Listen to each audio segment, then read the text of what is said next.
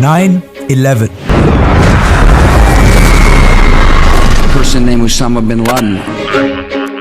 CIA is asleep. 21st century की सबसे बड़ी खबर, Plane has crashed into the World Trade इस Center. एक दिन ने पूरी दुनिया के मुसलमानों की जिंदगी हमेशा के लिए बदल दी, जिसमें एक तरफ दुनिया की सबसे बड़ी सुपर पावर अमेरिका थी Either you are with us or you are with the terrorists. और दूसरी तरफ एक आदमी, Saudi billionaire Osama bin Laden. Admiration for what was then the world's most wanted terrorist, responsible for killing thousands. ये कोई पहली दफा नहीं था कि किसी ने अमेरिका के इन 2 टावर्स को गिराने की कोशिश की हो, क्योंकि ये ट्विन टावर्स उस वक्त दुनिया की सबसे लंबी बिल्डिंग्स में से एक थी। एंड विदाउट एनी डाउट ये बिल्डिंग्स दुनिया की सबसे मशहूर बिल्डिंग्स थी, क्योंकि इस बिल्डिंग के अंदर और आसपास ऑलमोस्ट 500 हॉलीवुड मूवीज बनाई गई थी। तो जो भी इन बिल्डिंग्स को गिराना चाहता था उसे अच्छी तरह पता था कि जब न्यूयॉर्क में वर्ल्ड ट्रेड सेंटर की ये बिल्डिंग्स गिरेंगी तो ये आने वाली दुनिया की सबसे बड़ी न्यूज होगी। जैसे अगर आज कोई बुर्जुल खलीफा को गिरा दे। आज से एग्जैक्टली 23 साल पहले दुनिया की सिचुएशन ये थी, सोवियत यूनियन टूट चुका था और चाइना की इतनी औकात नहीं थी उस जमाने में। तो अमेरिका दुनिया का one and only Wahid super power था, जिसकी ताकत को चैलेंज करने वाला दुनिया में कोई भी नहीं था। लेकिन अचानक एक आम से दिन 11 सितंबर 2001 को 19 लोग अमेरिका के 4 बड़े जहाजों को हाईजैक करने के लिए अलग अलग एयरपोर्ट्स पहुंचे। अमेरिका की अब तक सारी रिपोर्ट्स देखकर यही लगता है कि ये 19 में से 19 लोग मुसलमान थे और इन सब का ताल्लुक सऊदी, इजिप्ट, लेबनान और यूएई से था। हर जहाज को हाईजैक करने के लिए 5 लोगों की टीम्स बनाई गई, जिसमें हर आदमी का अपना बहुत ही इंपॉर्टेंट रोल था और इस सब के लिए वो पिछले कई महीनों से ट्रेनिंग भी हासिल कर रहे थे। तो आखिर ये 4 जहाज अपने एयरपोर्ट से रवाना हुए और जैसे ही इन जहाजों ने टेक ऑफ किया, इन 19 लोगों ने प्लेन्स को हाईजैक करने का प्लान स्टार्ट कर दिया। और प्लान के मुताबिक सिर्फ 15 मिनट हवा में रहने के बाद पहले प्लेन में मौजूद 5 हाईजैकर्स खड़े हुए और कुछ छोटी छुरियों और बॉक्स कटर्स के साथ पूरे प्लेन को बहुत तेजी से हाईजैक कर लिया और जहाज के दोनों पायलट्स को मारकर अपना बंदा मोहम्मद अता को पायलट की सीट पर बिठाया और जहाज के सारे पैसेंजर्स को पिछली साइड पर धकेल दिया और उन सारों को क्लियरली बता दिया कि अब जहाज के दोनों पायलट्स मर चुके हैं, तो ये जहाज अब सिर्फ हमारा बंदा मोहम्मद अता ही लैंड करा सकता है। जिससे सारे पैसेंजर्स चुप करके खड़े हो गए, लेकिन हाईजैकर्स कभी इस प्लेन को लैंड करना चाहते ही नहीं थे। अब जब इस जहाज का नया पायलट मोहम्मद अता पैसेंजर्स को ये बातें समझा रहा था, तो उसने गलती से जहाज के एक और बटन को भी दबा दिया, जिससे वो सीधा न्यूयॉर्क के एयरपोर्ट के टावर के साथ कनेक्ट हो गया और उसने कहा कि सब आराम से बैठ जाओ, हम इस जहाज को एयरपोर्ट की तरफ ही लेके जा रहे हैं। नाउ ये सुनकर न्यूयॉर्क के एयरपोर्ट में कंफ्यूजन फैल गई और उन्होंने जल्दी से एयरपोर्ट के रनवे से सारे जहाजों को हटाकर रनवे क्लियर कर दी और इस जहाज का इंतजार करने लगे। इसके बाद अगेन मोहम्मद अता गलती से दोबारा एयरपोर्ट के टावर के साथ कनेक्ट हुआ और उसने कहा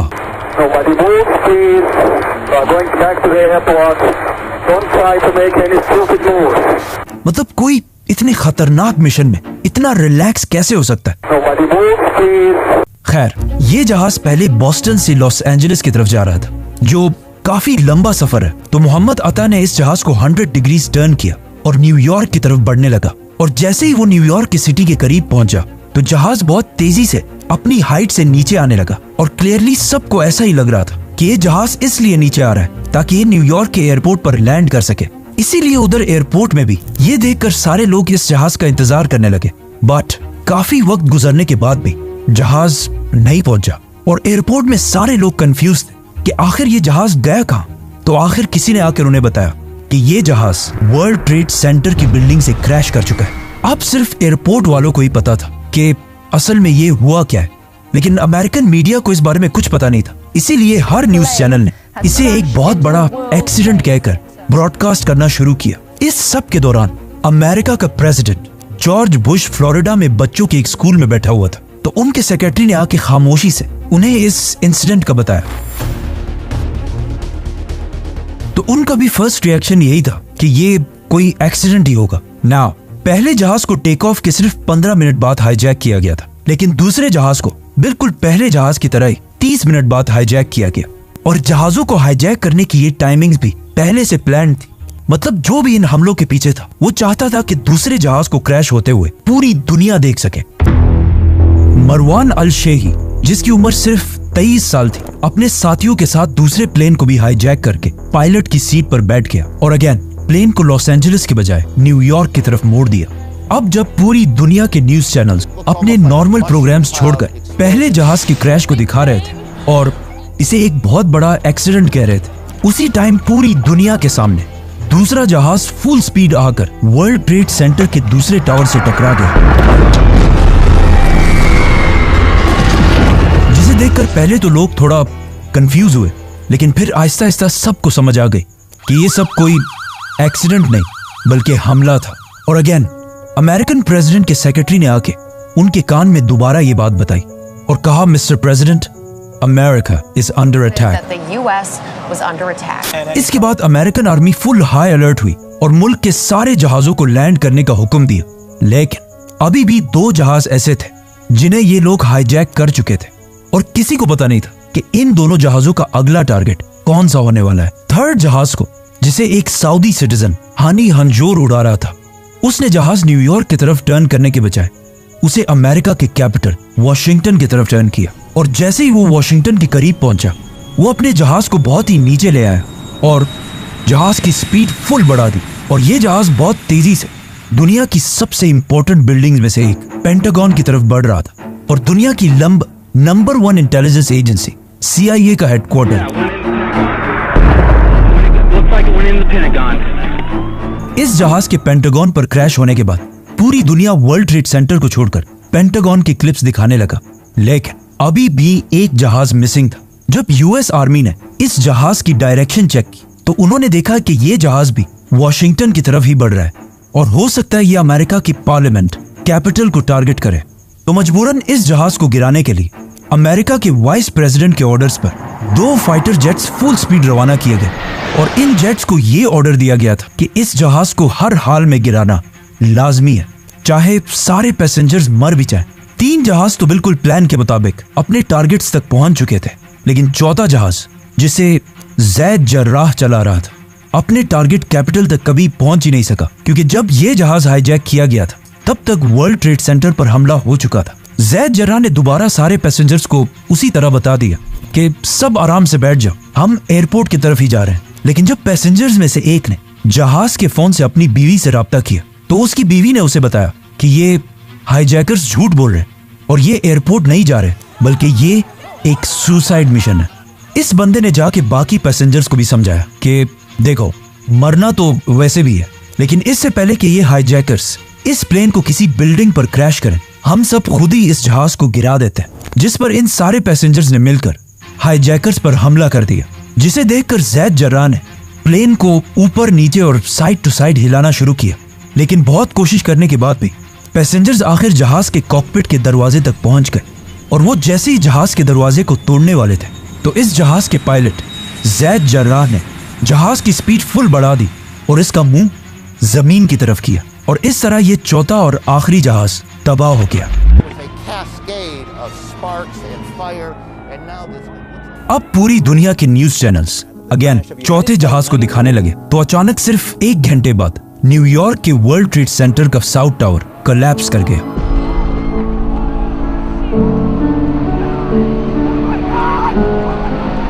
और इसमें तकरीबन 1000 लोग हलाक हुए और इसके कुछ ही देर बाद दूसरा टावर भी गिर गया और उसमें भी 1600 लोग हलाक हुए। ओवरऑल 9/11 के इन 4 हमलों में 3000 लोग मारे गए, जिनमें से 200 लोग तो सिर्फ ऐसे थे जिन्होंने इन बिल्डिंग में लगी आग की वजह से वर्ल्ड ट्रेड सेंटर के टॉप फ्लोर से छलांग लगाकर मरे थे। लेकिन इन हमलों के कुछ ही दिन बाद मोहम्मद अता, जो इस सारे प्लान का लीडर था, उसके वालिद का एक इंटरव्यू सामने आया जिसमें उसने ये सब मानने से इनकार कर दिया और सारा मलबा इजराइल की इंटेलिजेंस एजेंसी मोसाद पर डाल दिया और कहा कि इस्लाम में ऐसे किसी अटैक की इजाजत है ही नहीं। और इस तरह तीसरे और चौथे जहाज के पायलट्स के माँ बाप ने भी अमेरिका के रिपोर्ट्स मानने से इनकार कर दिया। और अगर इन अटैकर्स की फैमिलीज को देखा जाए तो ये कोई आम गरीब लोग नहीं थे, बल्कि ये सारे अटैकर्स बहुत ही वेल ऑफ रिच फैमिलीज से थे। 9/11 का ये हमला इतना बड़ा था कि इस हमले के 100 दिन बाद तक न्यूयॉर्क में हर तरफ धूल फैली हुई थी और इन तबाह हुई बिल्डिंग्स के मलबे को साफ करने के लिए भी ऑलमोस्ट $1 बिलियन लगे थे। लेकिन फिर भी वर्ल्ड ट्रेड सेंटर के गिरने से अमेरिका को इतना नुकसान नहीं हुआ। असल नुकसान इन बिल्डिंग से थोड़ी सी दूरी पर एक दूसरी बिल्डिंग में हुआ जिसे लोग हमेशा भूल जाते हैं, और वो बिल्डिंग थी New York stock exchange. Global markets got absolutely hammered as these events. इन हमलों के बाद अमेरिका की मार्केट्स में पैनिक फैल गया और अमेरिका की स्टॉक एक्सचेंज क्रैश करने लगी और ऑलमोस्ट सारे कंट्रीज के स्टॉक्स गिरने लगे, जिसमें सबसे बड़ा नुकसान उठाया वॉरेन बफे की कंपनी बर्कशायर हैथवे ने। और कहा जाता है कि इन हमलों से अमेरिका को 1.4 ट्रिलियन डॉलर्स का नुकसान हुआ और अमेरिका की जीडीपी जो इससे पहले 4 और 5% पर ग्रो कर रही थी, 2001 के हमलों के बाद 1% से भी नीचे आ गई। लेकिन अब जब स्टॉक एक्सचेंज में सारी कंपनीज के स्टॉक्स नीचे जा रहे थे, तो कुछ कंपनीज दरमियान में ऐसे भी थी जिन्होंने इन हमलों से नुकसान की बजाय बहुत ज्यादा प्रॉफिट किया और इन कंपनीज के शेयर्स ऊपर जाने लगे। और ये कंपनीज थी वॉर कंपनीज, गन्स बनाने वाली कंपनीज, फाइटर जेट्स और टैंक्स बनाने वाली कंपनीज। अमेरिका के ऑलमोस्ट सारे इन्वेस्टर्स अपने पैसे इन कंपनीज में इन्वेस्ट करने लगे। और ये लोग ऐसा क्यों कर रहे थे? क्योंकि सबको पता था कि अमेरिका अब इन 9/11 के बदला लेने में एक बहुत बड़ी जंग शुरू करेगा, जिसकी वजह से पूरी दुनिया गौर से अमेरिकन प्रेसिडेंट जॉर्ज बुश की तरफ देख रही थी कि आखिर किसने और क्यों दुनिया की इतनी बड़ी सुपर पावर अमेरिका के साथ ऐसा करने की जुर्रत की है। और पूरा अमेरिका गुस्से से भरा हुआ था। इन हमलों के कुछ ही दिन बाद जॉर्ज बुश आखिर पूरी दुनिया के सामने आए और सबको बताया कि इन हमलों के पीछे कोई मुल्क या गवर्नमेंट नहीं थी, बल्कि ये एक टेररिस्ट अटैक था। और इन अटैक्स के पीछे सिर्फ एक ही ऑर्गेनाइजेशन थी, अल कायदा। A person named Osama bin Laden are linked to many other organizations in different countries. और उसका leader Osama bin Laden, States. Al-Qaeda released the video after its arrival. जो इस सबसे बहुत दूर आराम से अफगानिस्तान में बैठा हुआ था। नाउ अब जब पूरी दुनिया उसामा बिन लादेन को इन हमलों के लिए ब्लेम कर रही थी, तो उसामा बिन लादेन सामने आए और अल जजीरा को इंटरव्यू देकर कहा कि मेरा इन हमलों से कोई ताल्लुक नहीं है। लेकिन उन्होंने कुछ बाकी बयान भी ऐसे दिए जिसकी वजह से पूरी दुनिया के लोग कंफ्यूजन में थे कि ये इसने किया है या नहीं किया। इन हमलों के बाद सिर्फ उसामा ही नहीं बल्कि पूरी दुनिया के मुसलमान और स्कॉलर्स सामने आए और इन हमलों की सख्त मुखालफत की, क्योंकि अगर किसी ने भी रसूलुल्लाह सल्लल्लाहु अलैहि वसल्लम की जिंदगी के बारे में पढ़ा हो तो उसे पता होगा कि आप सल्लल्लाहु अलैहि वसल्लम हर जंग से पहले मुसलमानों को ये ऑर्डर्स दिया करते थे कि जंग के दरमियान भी किसी औरत, बच्चे, बूढ़े और इवन दरख्तों को भी नहीं काटना और फार्मर्स और दूसरे रिलीजन के प्रीस्ट को भी नहीं मारना, सिर्फ उनसे लड़ना जो तुमसे लड़े। मतलब इतने सॉफ्ट स्पोकन और हमेशा माफ करने वाले प्रॉफिट मोहम्मद सल्लल्लाहु अलैहि वसल्लम के रिलीजन के नाम पर कोई कैसे ऐसे कर सकता था? इसीलिए इन हमलों के बाद OIC, मुसलमानों की सबसे बड़ी ऑर्गेनाइजेशन, सामने आई और उसने भी 9/11 के इन हमलों की मुखालफत की। और उनके अलावा मक्का के ग्रैंड मुफ्ती ने भी ये बयान दिया कि ये हमले इस्लाम के खिलाफ हैं। और इवन अमेरिका के दुश्मन समझे जाने वाले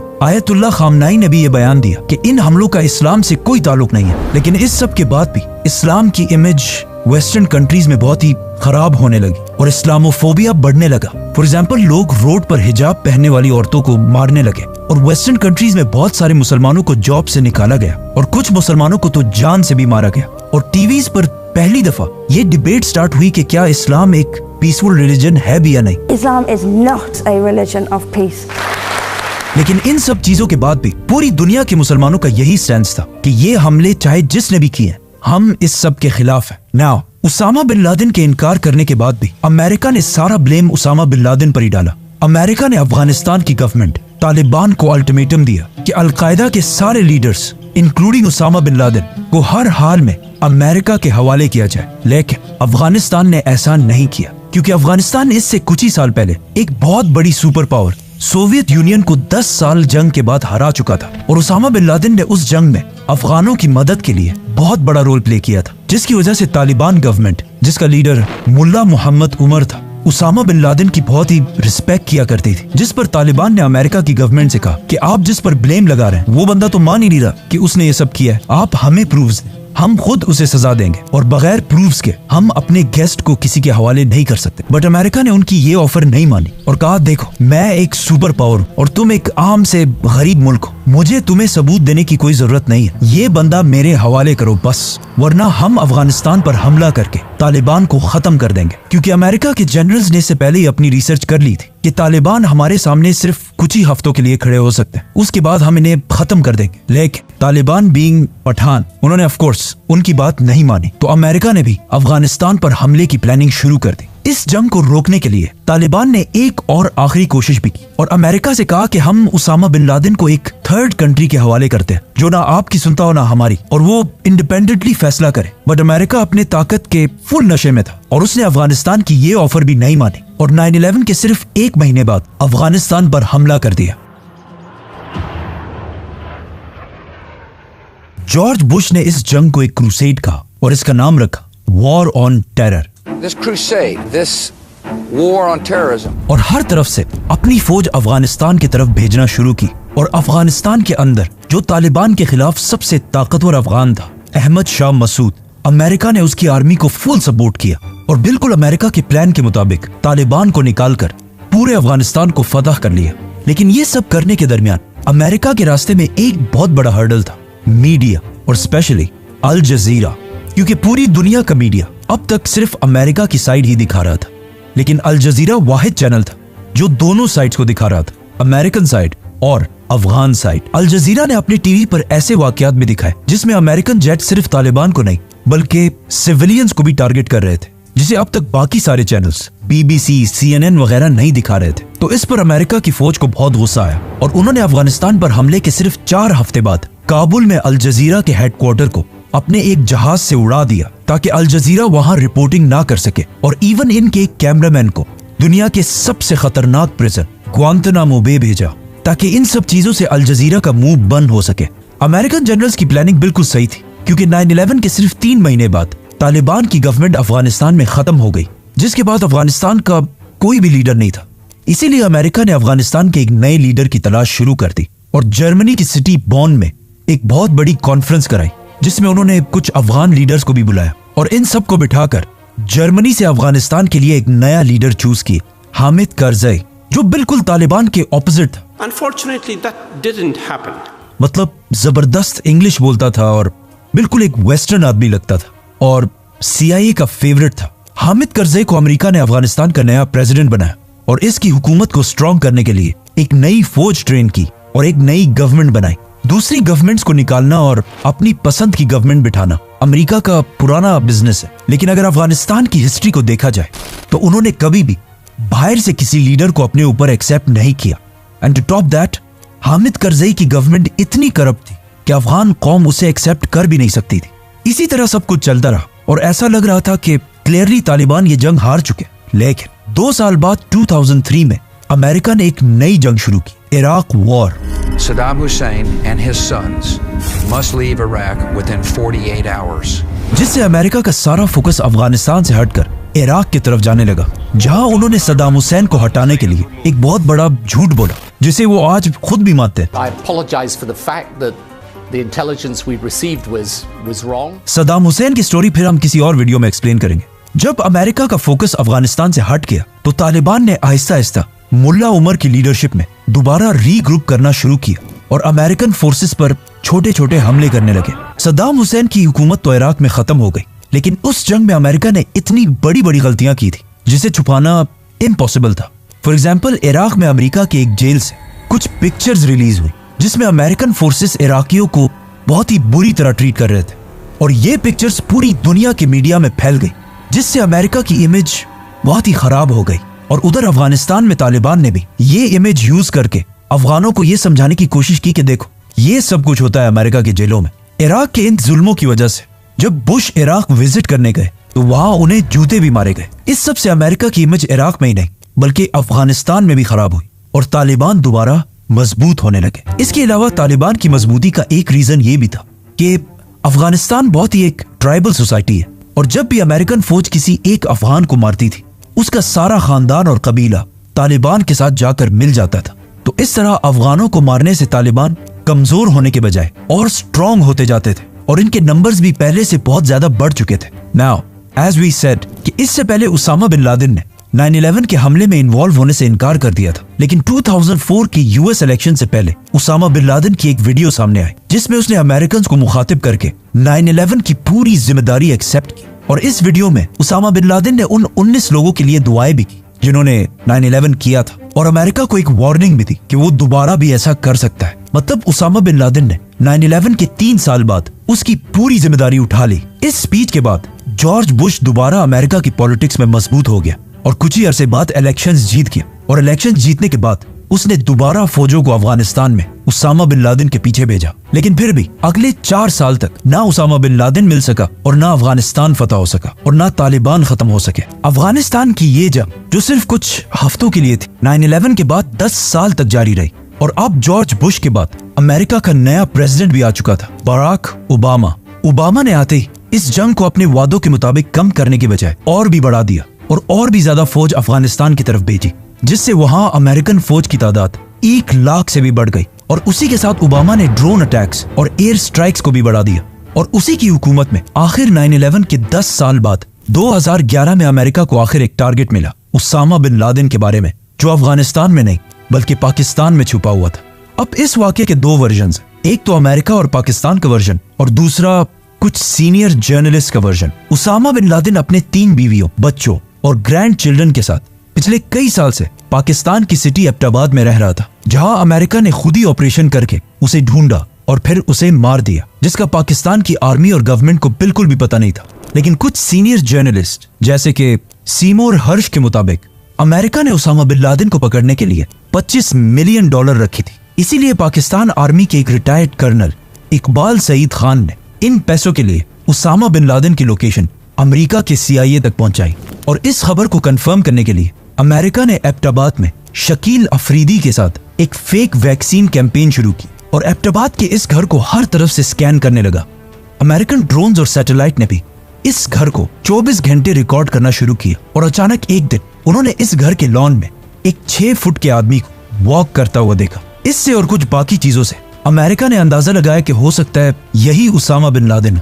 CIA ने उसामा पर हमले से पहले कुछ पाकिस्तानी एजेंट्स इस घर के पास भेजे, जिन्होंने जाकर वहां के सारे दरख्त काट दिए ताकि अमेरिका के हेलीकॉप्टर्स आराम से लैंड कर सके। और फिर आखिर 2 मई 2011 को प्रेसिडेंट ओबामा के ऑर्डर्स पर अफगानिस्तान के शहर जलालाबाद से 2 हेलीकॉप्टर्स रात के टाइम में उसामा बिन लादेन को मारने के लिए एबटाबाद की तरफ रवाना हुए, जिसका पाकिस्तान आर्मी को बिल्कुल पता नहीं था। और वहां अमेरिका में ओबामा और उसके मिनिस्टर्स ये सब कुछ लाइव देख रहे थे। ये हेलीकॉप्टर्स उसामा बिन लादेन के घर में लैंड हुए और सिर्फ 40 मिनट के ऑपरेशन के बाद उसामा बिन लादेन को मार दिया और उसकी बॉडी को अपने साथ वापस अफगानिस्तान ले गए, जहां उसका DNA टेस्ट करके ये कंफर्म किया गया कि यही उसामा बिन लादेन है। और फिर उसकी डेड बॉडी की पिक्चर्स लेकर उसामा बिन लादेन की लाश को समंदर में फेंक दिया। अमेरिकन आर्मी के मुताबिक उन्होंने उसकी बॉडी को समंदर में इसलिए फेंका और उसे जमीन पर इसलिए नहीं दफनाया क्योंकि ऐसा ना हो कि कोई आगे जाकर उसकी कब्र पर एक बहुत बड़ा श्राइन, मजार बना दे। CIA ने उसामा बिन लादेन की लाश की पिक्चर्स US प्रेसिडेंट ओबामा को भेजी, लेकिन उन्होंने इसे रिलीज करने से इनकार कर दिया। The United States has conducted an operation that killed Osama bin Laden, the leader of Al-Qaeda. Pakistan में बहुत सारे लोग आज भी ऐसे हैं जो उसामा बिन लादेन के एबटाबाद में होने को नहीं मानते और कहते हैं ये बहुत बड़ी एक कोई गेम या साजिश है। लेकिन ये बिल्कुल गलत है, क्योंकि एबटाबाद के इस ऑपरेशन के कुछ ही दिनों बाद अल-कायदा ने अपने सीक्रेट वेबसाइट्स पर उसामा बिन लादेन की डेथ को एक्सेप्ट किया और कहा कि हम इसका बदला जरूर लेंगे, जिसके बाद तालिबान ने भी उसकी डेथ को एक्सेप्ट किया। और इवन उसामा बिन लादेन के अपने बेटे हमजा बिन लादेन ने भी इस बात को सही कहा। तो जब अमेरिका और अल-कायदा दोनों इस बात को मान रहे तो पाकिस्तानियों को क्या मसला है? नाउ उसामा बिन लादेन के 5 बीवियों से उनके 11 बेटे थे और उसका बड़ा बेटा अब्दुल्ला बिन लादेन आज भी सऊदी अरब के सिटी जद्दा में खामोशी से अपना बिजनेस चला रहा है, लेकिन उसकी हर मूवमेंट को सऊदी गवर्नमेंट बहुत केयरफुली नोट करती है। उसामा बिन लादेन का दूसरा बेटा उमर बिन लादेन, जो पब्लिकली अपने बाप और उसके मिशन को गलत कहता है, और उसने अपने बाप उसामा बिन लादेन के खिलाफ एक किताब भी लिखी है। उसामा बिन लादेन का तीसरा बेटा साद बिन लादेन, जो एक जमाने में अपने बाप का राइट हैंड हुआ करता था और उसामा उसे अपने बाद अल-कायदा का नया लीडर भी बनाना चाहता था, लेकिन उसके इस बेटे साद बिन लादेन को उसामा बिन लादेन से पहले ही 2009 में मार दिया गया।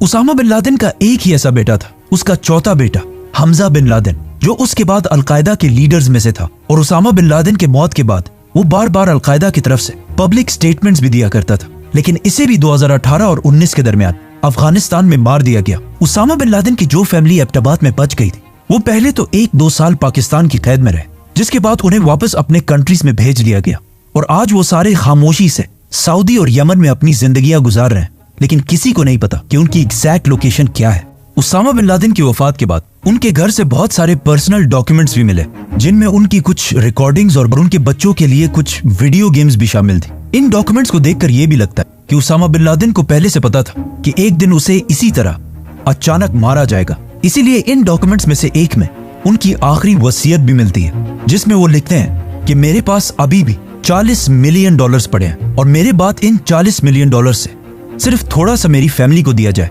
और बाकी सब अल-कायदा को दिया जाए। नाउ अब जब उसामा बिन लादेन को मार दिया गया था और अमेरिका जिस काम के लिए अफगानिस्तान आया था वो पूरा हो चुका था, तो चाहिए तो ये था कि वो अफगानिस्तान को छोड़कर वापस चला जाए, पर उन्होंने ऐसा नहीं किया और अगले 10 साल तक अफगानिस्तान में बैठे रहे।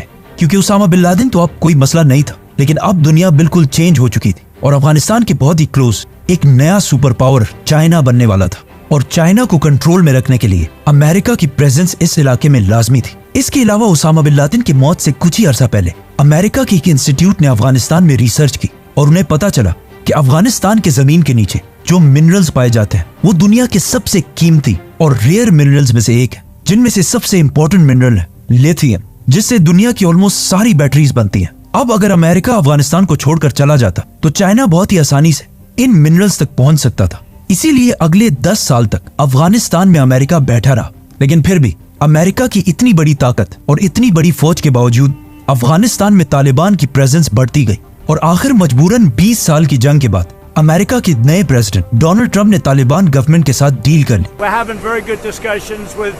और अफगानिस्तान से आहिस्ता आहिस्ता अपनी फौज निकालने लगा।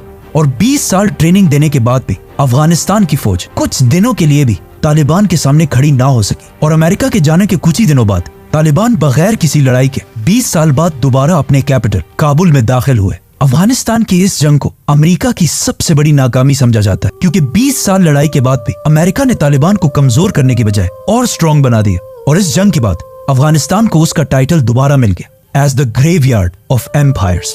9/11 में 3000 अमेरिकन मारे जाने के बाद जो पूरी दुनिया में वॉर ऑन टेरर शुरू हुई, उसमें अब तक 4.6 मिलियन लोग, 46 लाख लोग हलाक हो चुके हैं। 4 करोड़ लोग अपने घरों से डिस्प्लेस होकर रेफ्यूजीज बने हैं, जिसमें मैं पर्सनली भी अपनी फैमिली और पूरे सिटी के साथ 2009 में रेफ्यूजी रहा हूँ। हालांकि मेरा 9/11 से कोई ताल्लुक नहीं था और अगर इस वॉर ऑन टेरर की कॉस्ट को देखा जाए तो सिर्फ डायरेक्टली $2 ट्रिलियन खर्च हुए और ब्राउन यूनिवर्सिटी के एस्टिमेट्स के मुताबिक वॉर ऑन टेरर पर अमेरिका के $8 ट्रिलियन जाया हुए हैं।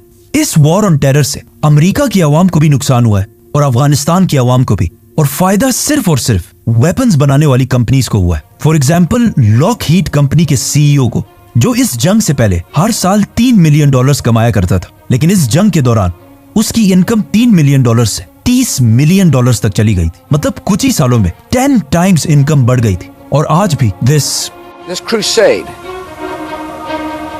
this war on terrorism जारी है।